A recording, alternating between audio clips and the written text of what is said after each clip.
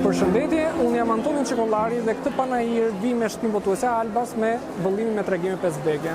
Gjithsej janë 20 tregime të cilat shëtisin për disa skuta të errta në mendjen e njerëzit që lidhen bashkë groteskun, ironinë dhe mesazhin mes jetës dhe vdekjes.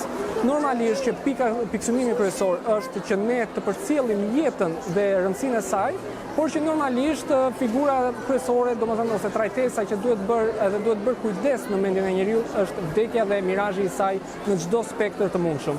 Normalisht në këtë tregim, sidomos tregimin kryesor 5 vdekje, ku bazohet dhe titulli, jam përpjekur të sjell 5 dimensione të saj. Pra jo vetëm vdekjen si natyrë, por vdekjen në pasion, vdekjen në jetë, vdekjen në interesim dhe vdekjen në kudo që ajo mendon se është e pranishme.